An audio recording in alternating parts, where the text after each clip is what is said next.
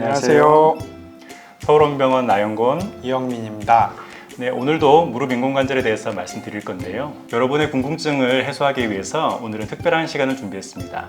실제 저희가 무릎 인공관절 수술에 사용하는 임플란트를 준비해서 여러분께 공개하려고 합니다. 이름하여 인공관절 언박싱.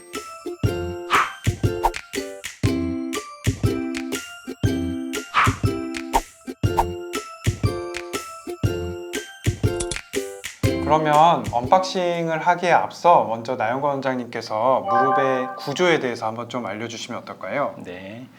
자, 여기 무릎 모형을 보시면은 우리가 슬개골, 무릎의 덮개뼈를 이렇게 젖히면은 위에 허벅지뼈가 있고요. 아래쪽에는 종아리뼈가 있습니다. 그래서 이 대퇴골과 경골이 관절을 이루면서 무릎이 구성되어 있습니다. 무릎의 구조를 바탕으로 인공관절이 어떤 식으로 이루어지는지 한번 좀 설명을 해주시겠어요? 네, 무릎을 이루는 그런 뼈에 각각에 해당되는 임플란트가 삽입되게 되는데요. 허벅지뼈에 들어가는 대퇴골 임플란트가 이렇게 들어가고요. 그 다음에 경골에 맞는 이런 임플란트가 들어갑니다. 그리고 그 사이에는 인공 연골을 역할을 하는 폴리에틸렌 삽입물이 들어가서 이렇게 위치하고 있고, 대퇴골과 경골이 이렇게 잘 균열되는 그런 인공관절을 구성하게 됩니다. 자, 그러면 실제로 이제 인공관절을 한 개씩 언박싱 하면서 어떻게 생겼는지 하나하나 좀 살펴보도록 하겠습니다. 먼저 대퇴골에 들어가는 인공관절 먼저 한번 보겠습니다. 네, 한번 뜯어보겠습니다. 저도 이걸 수술실 밖에서 까보는 건 처음인데요. 그렇죠. 저희는 수술을 하고 있으니까 임플란트는 수술실 간호사님이 뜯어주시기 때문에 저희가 직접 뜯을 일은 참 처음입니다, 이게. 네. 이렇게 비닐로 밀봉되어 있는 걸 포장을 벗기고 안에 내용물을 까면은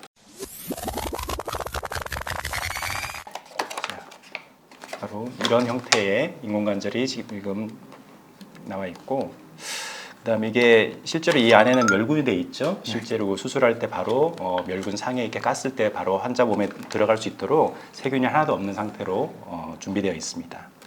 이제 이거를 열면 이 인공관절은 이제 현실적으로 이제 못 쓰는 인공관절이 맞습니다. 되는 거죠. 오염됐기 때문에 실제 몸에는 이제 삽입할 수 없는 그런 상태가 됩니다. 한번 열어봐 주시죠. 네. 이중으로 포장이 되어 있네요.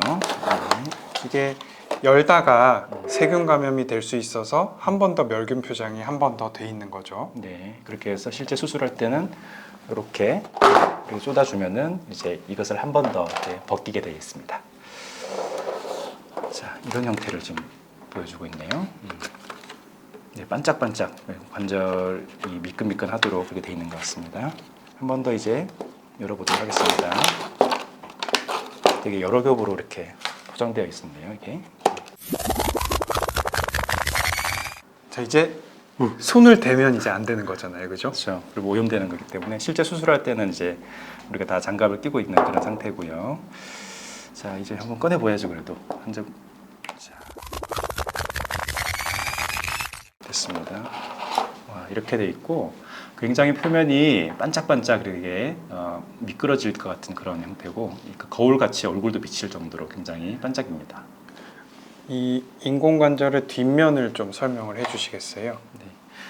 지금 앞면은 관절면이기 때문에 되게 매끈한 그런 형태를 띠고 있는데, 실제 이제 우리가 뼈에 부착하는 뒷면은 조금 오돌토돌한 그런 그냥 거친 표면을 보여주고 있습니다. 그래서 실제 뼈에 부착할 때는 우리가 골 시멘트라는 특수한 약간 본드 같은 역할을 하는 물건을 쓰게 되는데, 그거가 잘 유합될 수 있도록 뼈와 잘 붙을 수 있도록 이런 표면 처리가 조금 다르게 되어 있습니다.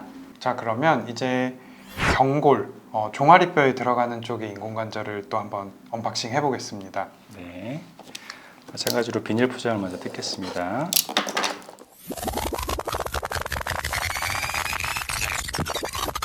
네, 마찬가지로 이렇게 이중 포장이 되어 있고요.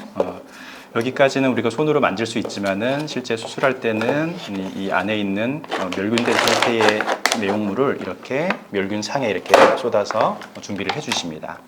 자, 이런 모양으로 되어 있으시고요. 자, 이제 한 번 더 개봉을 하겠습니다.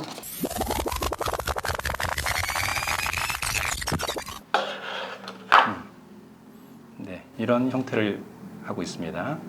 그래서 이 위쪽 면은 관절면이 되겠고요. 이 아래쪽은 뼈 속에 박히는 그런 면입니다. 모형으로 조금 설명을 좀 드리자면 실제로는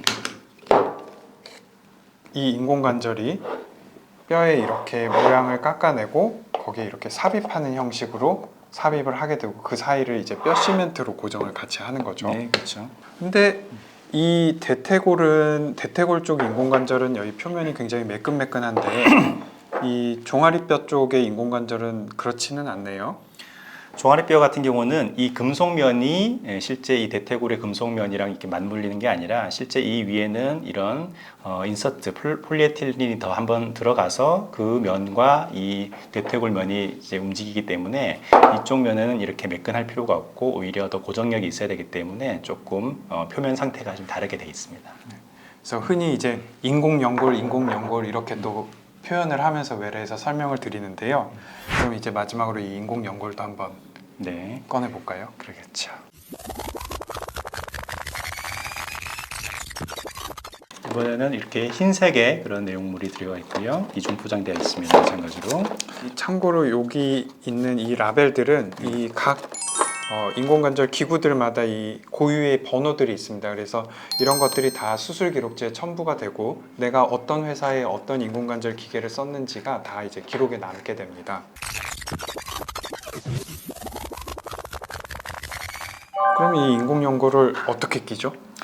네, 이게 이제 각 임플란트마다 사이즈가 있는데요. 우리 경골에 들어가는 임플란트랑 이 인서트는 합체가 돼야 되기 때문에 두 개의 이제 넘버가 사이즈가 똑같아야 됩니다. 그래서 이렇게 경골 임플란트가 홈이 있고 이렇게 삽입을 해서 딸깍 끼우게 돼 있습니다. 지금은 저희가 완전히 끼우면은 뺄 수가 없어서 지금 완전히 고정한 건 아닌데 이걸 꽉 누르는 그런 장치를 통해서 이렇게 삽입이 되면은 이런 형태로 두 개가 합체된 형태의 임플란트가 되는 것입니다.